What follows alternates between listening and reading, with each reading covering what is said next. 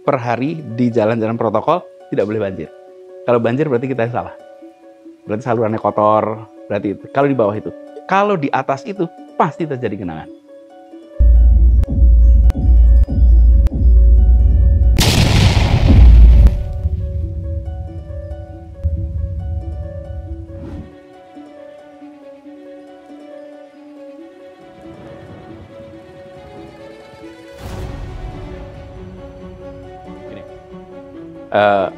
Saya tadi Bang Kani ngomong, saya langsung minum ini Bang.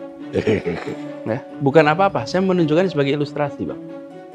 Oke, ini kapasitasnya kira-kira 200 cc. Ya, dia akan aman bila kita menuang air sampai dengan 200 cc. Tapi kalau kita tuang air di sini 1 liter, dia akan tumpah. Yeah. Nah, betul ya.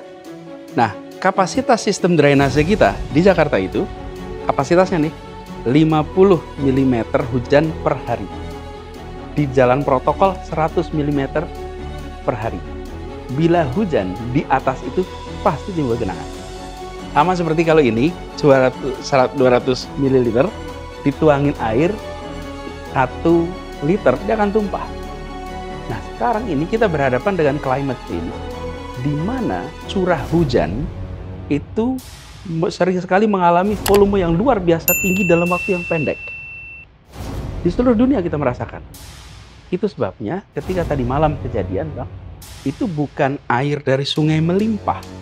Kalau air dari sungai melimpah, maka salahkan soal normalisasi. Kan sungainya melimpah airnya. Tidak, semua kejadian itu adalah kawasan-kawasan cekung.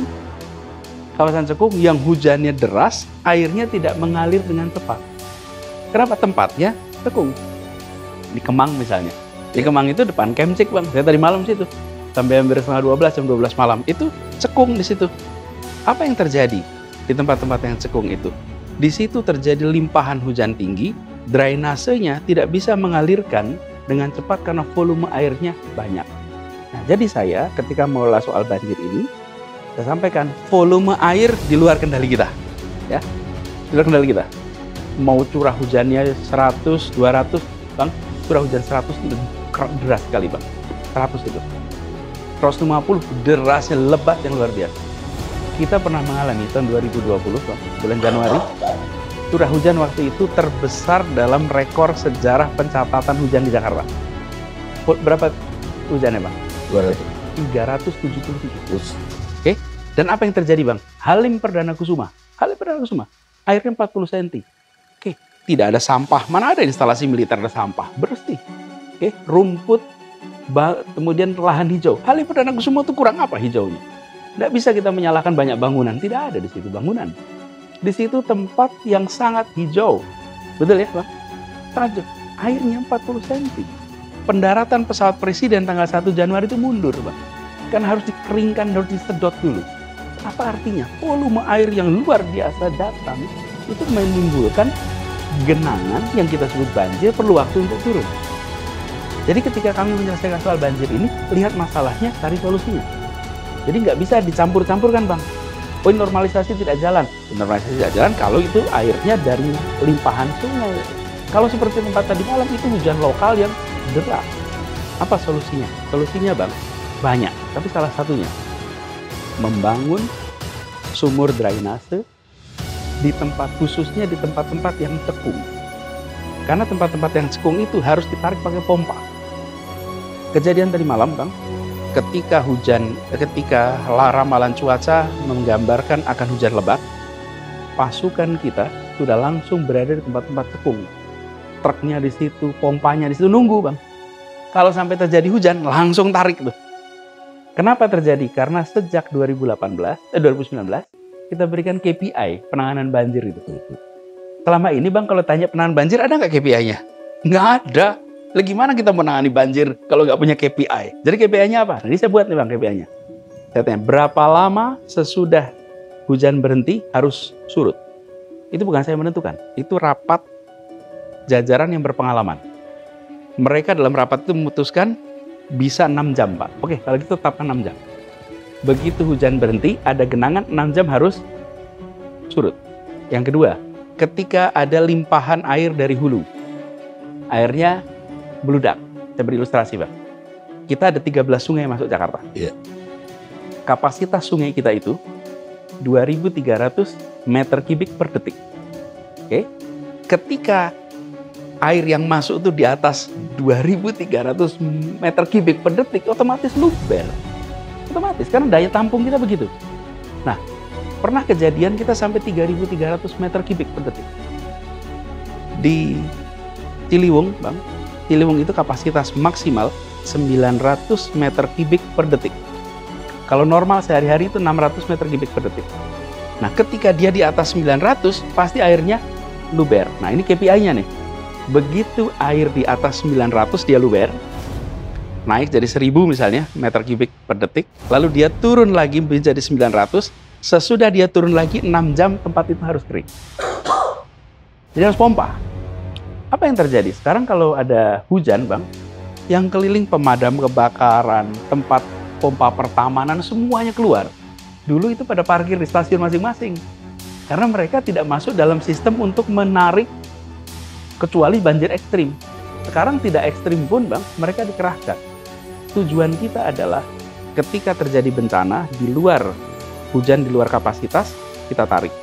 Nah, sekarang yang dalam kapasitas, sumur resapan ini berfungsi sangat efektif di tempat-tempat cekungan yang di situ bangun sumur resapan, maka proses penurunan permukaan air itu jauh lebih cepat daripada yang tidak.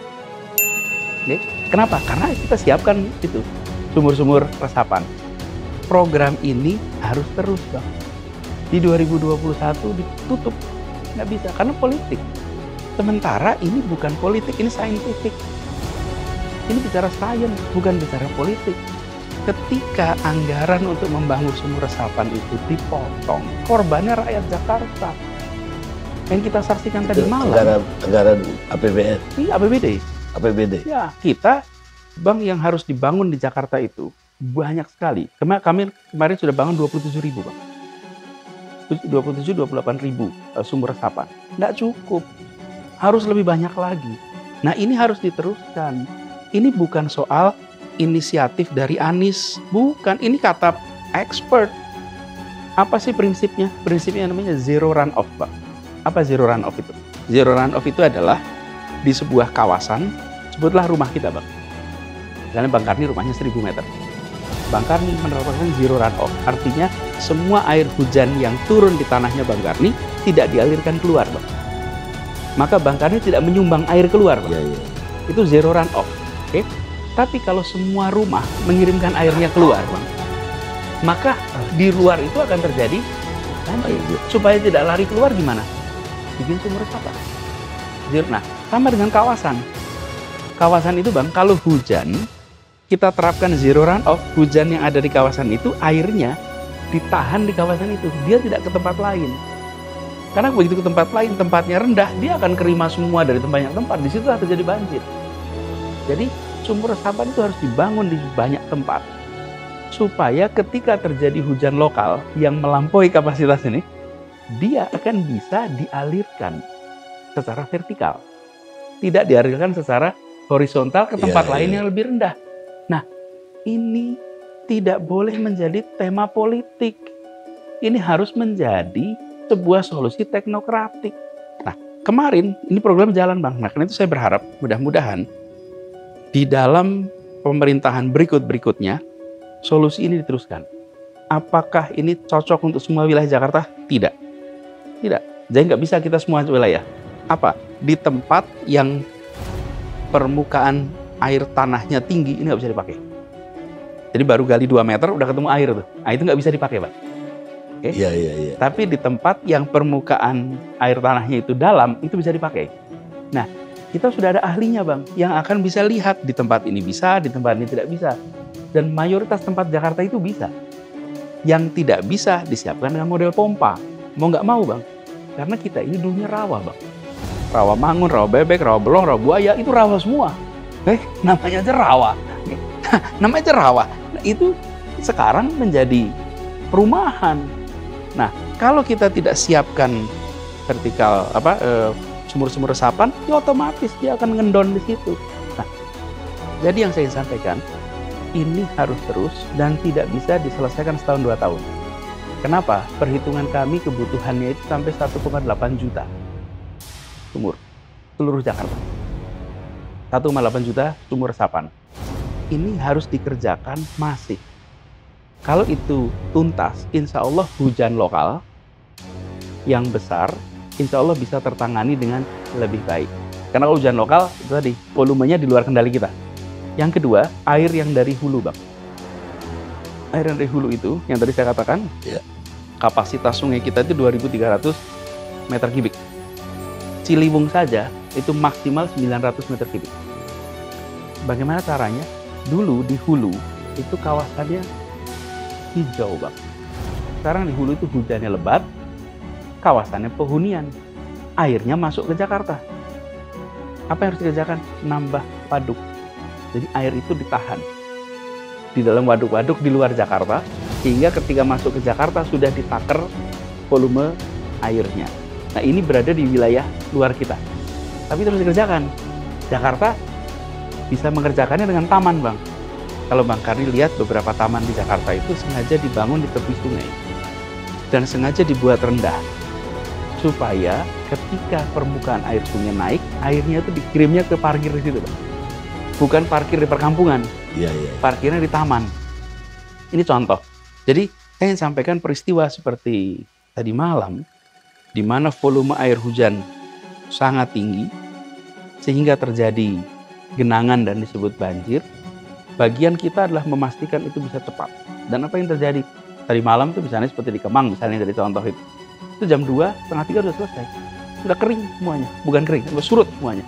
Karena kita non-stop memompa. Seluruh sumber daya ditarik. Jadi rumusnya sekarang gini.